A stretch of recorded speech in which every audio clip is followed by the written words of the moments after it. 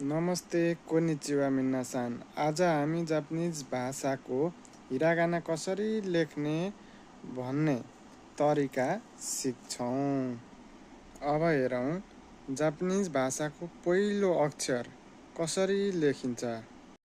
Japanese भाषाको hiragana भनेको चाहिँ जापानिज भाषाको मौलिक भाषा, जापानिज भाषामा पर्ने एउटा मौलिक भाषा हो। म कसरी लेख्छु जापानिज भाषाको लेटर, तपाईहरुले पनि त्यसरी नै ट्राई गर्नुहोला। अब हेर्नुहोस्, हाम्रो जापानिज भाषामा पहिलो अक्षर भनेको आ हो। आलाई कसरी लेख्नुपर्छ भन्दा एउटा सिधा धर्का हामीले तान्यौँ। सिधा धर्का तानेर हामीले अलिकति कलम अलिकति पर राख्यौँ र यति लगेर घुमाएर थोरै यति तान्यौँ भने हाम्रो जापानिज भाषाको आ जस्तै जापानिज भाषामा आ लेख्नु पर्यो भने यस्तो लेख्नुपर्ने हुन्छ। अब तपाईहरु पनि आ लेख्ने प्र्याक्टिस गर्नुहोस्। मैले जसरी ताने त्यसरी नै तानेर आ लेख्नुहोस्। अब हेरौँ, अब हामीले आ लेखिसकेपछि अब जापानिज भाषामा पर्ने एउटा छ अर्को ई लेख्ने। ई यो चाहिँ ई हो है, यो चाहिँ ई हो। यो चाहिँ जापानिज भाषामा हामीले ई लेख्नु पर्यो भने यस्तो लेख्नुपर्ने हुन्छ। यसलाई पनि तपाईहरुले ट्राई गर्नुहोस्। अब जापानिज भाषाको आ ई लेखिसकेपछि अब उ लेख्न सिक्नुपर्ने हुन्छ। उलाई चाहिँ अलिकति यति बनाएर थोरै उल्टो सी जस्तो बनाएर यहाँबाट थोरै धर्का तान्दिनु भयो भने यो चाहिँ उ हो है, उ हो। त्यसरी नै तपाईहरुले पनि ट्राई गर्नुहोस्। अनि जापानिज भाषाको आ ई उ लेखिसकेपछि अब हाम्रो ए है, ए लेख्नको लागि एउटा जेट जस्तो बनाउने, 7 जस्तो बनाउने, थोरै मास्तिरबाट थोरै यति बङ्गाइदिने, यो चाहिँ ए हो है। अब आ ई उ ए लाई लेखिसकेपछि अब ओ लेख्न सिक्ने। ओ लेख्नको लागि यति थोरै उँधो लाने, यहीँबाट थोरै घुमाएर लगेर यति घुमाइदिनु। यति घुमाइदिसकेपछि यहाँ एउटा थोप्लो हुन्छ, यो थोप्लोलाई बिर्सनु भएन। आ ई उ ए ओ हो। यसरी नै हामीले हिरागानाको साउन्ड अथवा स्वर वर्ण भनेर यतिलाई चिन्छौँ। त्यस्तै गरेर भिडियो लामो हुने भएकोले गर्दा मैले अलि थोरै भने, तपाईहरुले बुझ्ने कोसिस गर्नुहोला। अब जापानिज भाषाको स्वर वर्ण पढिसकेपछि हामी व्यञ्जन वर्ण लेख्न प्र्याक्टिस गर्छौँ। स्वर वर्णमा आ आइसकेपछि व्यञ्जन वर्णमा पनि आकार अथवा आ साउन्ड आउने हुन्छ। अब हामीले क लेख्नु भएन, किनभने क हुन्न नि त। जापानिज भाषामा आ साउन्ड भएकोले गर्दा का लेख्नु पर्यो। का लेख्दा कसरी लेख्ने भन्दा एउटा सिधा धर्को तान्ने, अनि थोरै यतापट्टि थोरै क्रस बनाएर लगेर यहाँबाट यति थोरै घुमाइयो भने र यहाँ एउटा दिन बिर्सिनु भएन। यति दिएपछि का लेख्ने। अब त्यस्तै गरेर अब काबाट आउँछ, अब के साउन्ड आएको छ भन्दा ई आएको छ। अब ईलाई कसरी लेख्ने अथवा काको ई साउन्ड के हो भन्दा की हो। कीलाई कसरी लेख्ने भन्दा यसलाई थोरै ढल्के अथवा छड्के धर्का बनाउने, अनि दुईटा बीचबाट सिधा धर्को तान्ने र यहाँ मुनिबाट थोरै राखिदिने। यसलाई हामीले कि लेख्न सक्यो भने अब हामीले कु लेख्ने। कु कसरी लेख्ने भन्दा थोरै छड्के बनाउने। हामीले पढेका थियौँ पहिले भन्दा ठुलो अथवा भन्दा सानो कसरी लेख्छौँ भन्दा यति नै हो कु लेख्ने। अब कु लेखिसकेपछि अब हामी लेख्छौँ के लेख्नलाई एउटा सानो धर्का तान्यौँ अनि अर्को यतापट्टिबाट यतापट्टि राख्यौँ र थोरै धर्का तान्यौँ सिधै धर्को र अलिकति थोरै बटार्यौँ अनि यहाँ एउटाले काट्यौँ।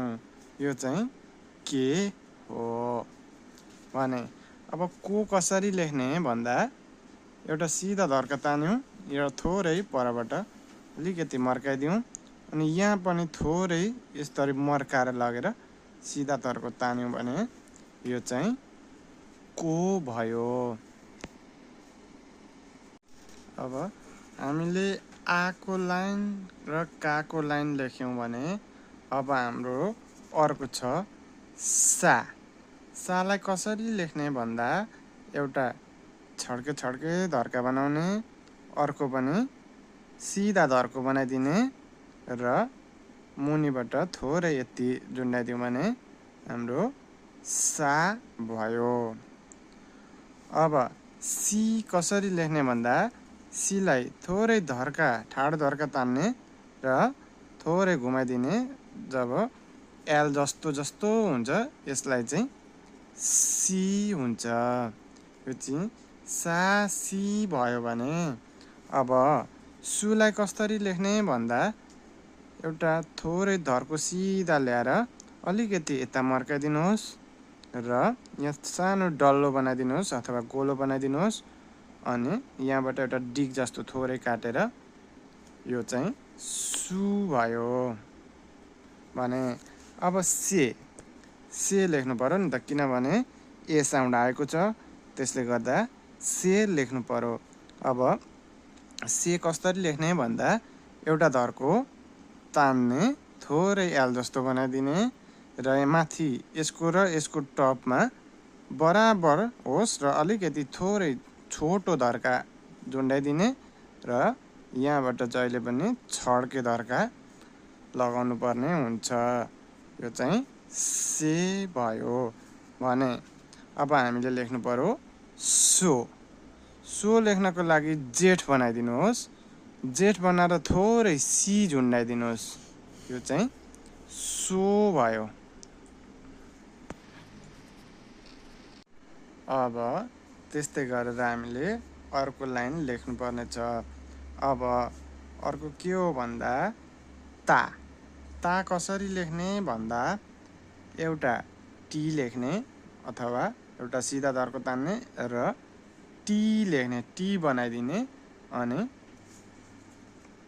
इजिकल टु अगाडिपट्टि इजिकल टु दिने।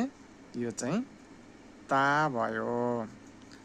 अब ची लेख्नु पर्यो। जापानिज भाषामा ती नभएर ची हुन्छ। अब ची लेख्नको लागि हामीले कसरी लेख्नु पर्यो भन्दाखेरि अब 5 जस्तो थोरै यति बनाइयो र थोरै बटारेर यति ल्याइयो, यहाँबाट एउटाले काटिदिने। यो चाहिँ ची। जापानिज भाषामा ती नभएर तीको ठाउँमा चाहिँ ची हुन्छ भने अब हामीले फेरि अब के लेख्नु पर्यो भन्दा तु लेख्नु पर्ने हो। तर तु नभएर जापानिज भाषामा चु लेख्नुपर्ने हुन्छ भने यो चुलाई चाहिँ थोरै यति जति पर लगिदिने र ल्याएर यो यति घुमाएर ल्याएर यो चाहिँ छोटो, मुनिको छोटो, माथिको लामो बनाइदिने। यो चाहिँ चु हो भने अब ते लेख्नु पर्यो। ते कसरी लेख्ने भन्दा तेर्सो धर्का तान्दिने, थोरै यति घुमाइदिने र यति गरिदिने। यो चाहिँ ते भयो नेपाली आर्ट जस्तो भने अब तो लेख्नु पर्यो। तो लेख्नको लागि सी लेखिदिनुहोस्। सी लेखेर यो सीलाई चाहिँ यसरी ह्याङ्गरमा झुन्डाइदिनुहोस्। यो चाहिँ तो भयो। अब हामीले ताको लाइन पनि सक्यो।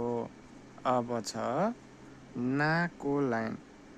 अब ना कसरी लेख्ने भन्दा एउटा धर्का तान्ने अनि यसलाई थोरै टी बनाइदिने र यहीँबाट एउटा ई जस्तो अथवा एउटा थोरै गरेर हामीले बटारियो र यहाँ माथि एउटा सानो थोप्लो दिउँ भने यो चाहिँ ना भयो। अब नालाई लेखिसकेपछि अब हामीले के लेख्नु पर्यो भन्दा नि लेख्नु पर्यो।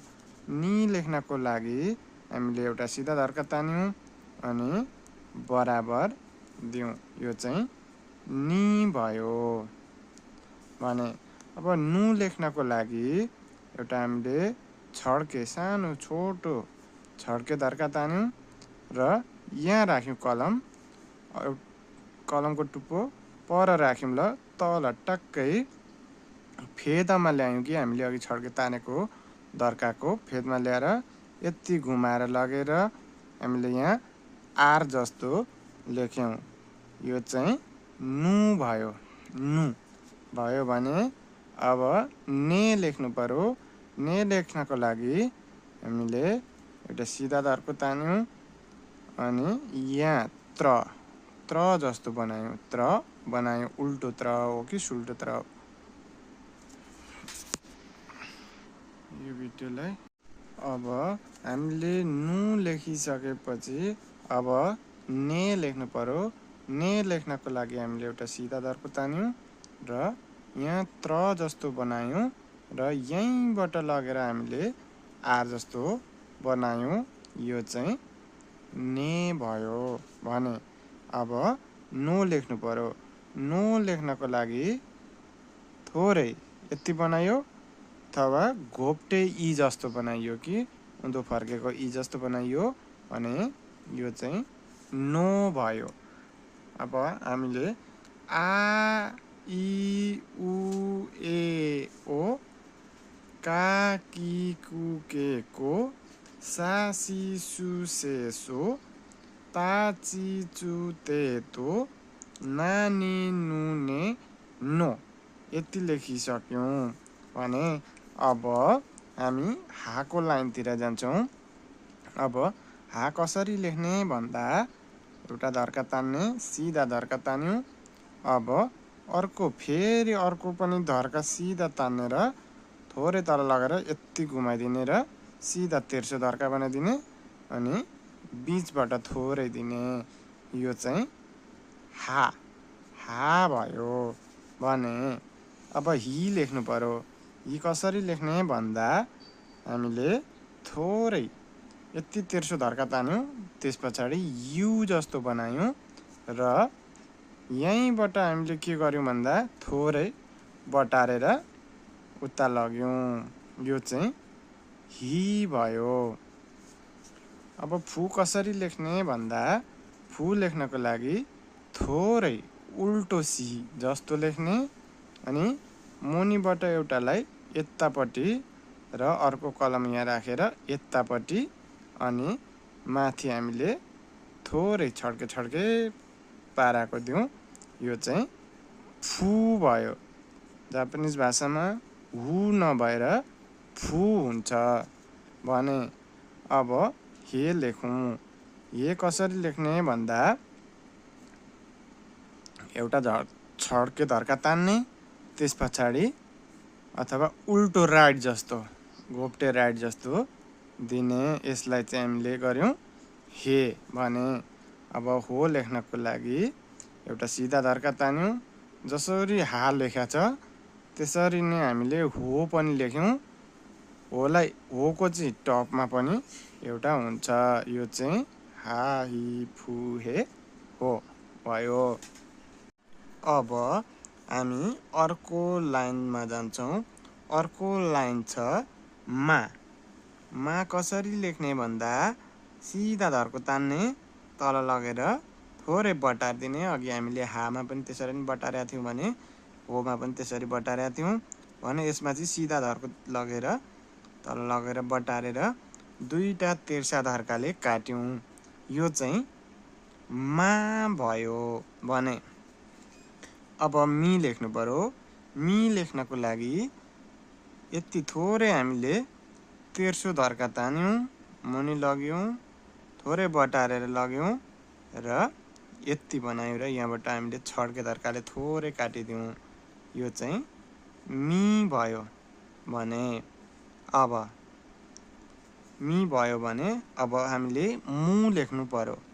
मु लेख्नको लागि हामीले एउटा सिधा धर्का तान्यौँ, त्यहाँबाट यति बटार्यौँ, यहाँसम्म पुर्यायौँ र यहीँबाट उँधो झारेर यति बनायौँ, उँभो लगिदिउँ अनि एउटा धर्का यहाँ काटिदिउँ अनि यहाँ अर्को सानो टिक अथवा अर्को धर्का दिउँ।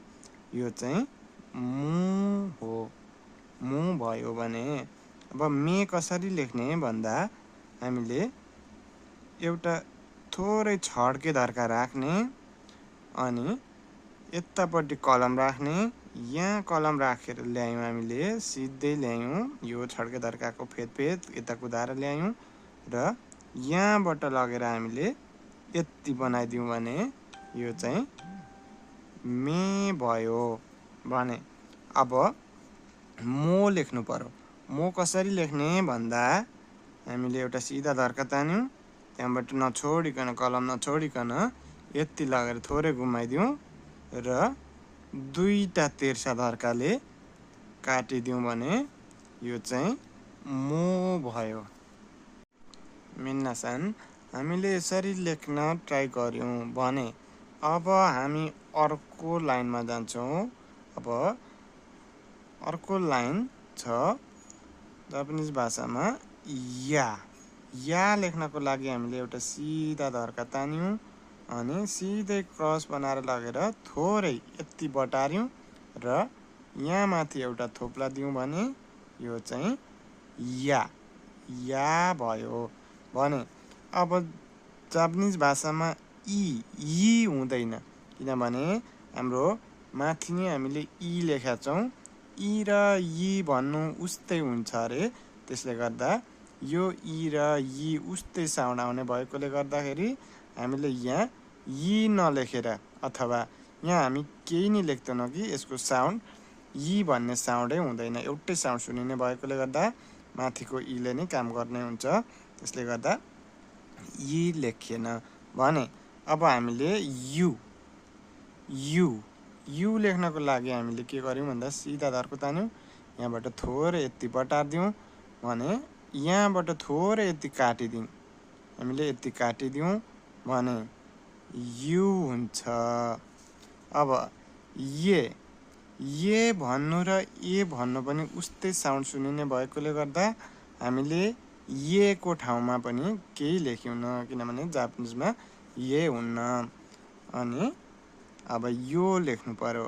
यो कसरी लेख्ने भन्दा सिधा धर्को तलसम्म पुर्याउने, थोरै गाँठो बनाउने र सिधै उता लाने र यहाँ बिचबाट यता पनि ननिकालिकन सिधै हामीले के गर्यौँ भन्दा थोरै आधा भागबाट उता लग्यौँ, यो चाहिँ यो भयो।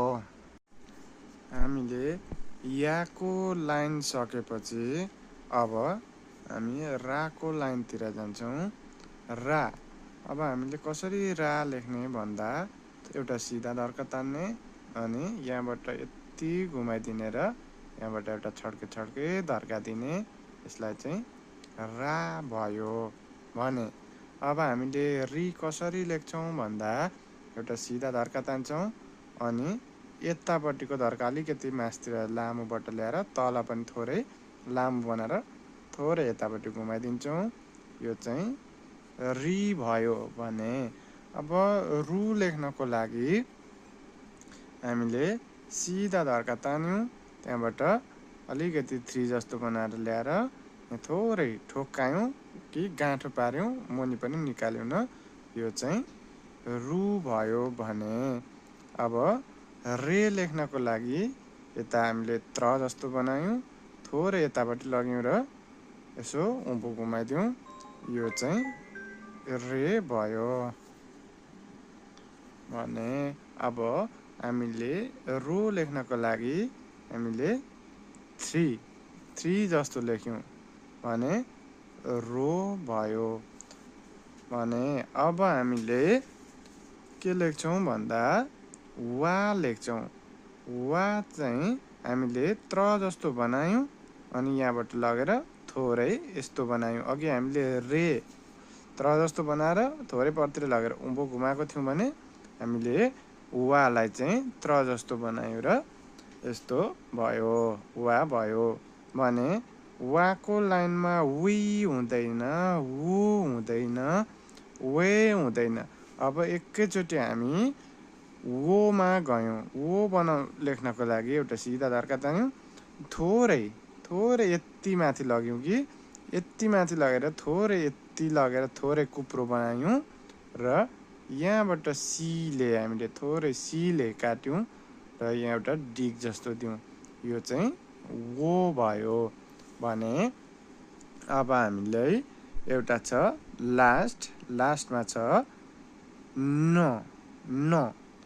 न लेख्नको लागि एउटा सिधा धर्का तान्यौँ, त्यहाँबाट थोरै घुमाइदिउँ यस्तो लगेर। भने यो न भयो। न आधा न हो, यो चाहिँ आधा न हो। मिन्नासान, हामीले आज हिरागानाको अक्षरहरू कसरी लेख्ने भनेर हामीले सिक्यौँ। भने भोलि हामी अर्को पाठमा जान्छौँ। हाम्रो भोलि मारु तेन कसरी लेखिन्छ भन्ने कुरा हामी पढ्छौँ। भने तपाईहरूले आज यो हिरागानाको अक्षरहरू चाहिँ मजाले लेख्न ट्राई गर्नुहोला र यसलाई आउँदो पनि गर्नुहोला। तपाईहरूले यो हिरागाना लेटर लेखिसकेपछि रमेश सेन्सै युट्युब च्यानलमा सब्सक्राइब गरिदिनुहोला र भिडियोलाई लाइक गरिदिनुहोला, साथसाथै सेयर पनि गरिदिनुहोला। धन्यवाद। आरिगातो गोजाइमास। मिनासान।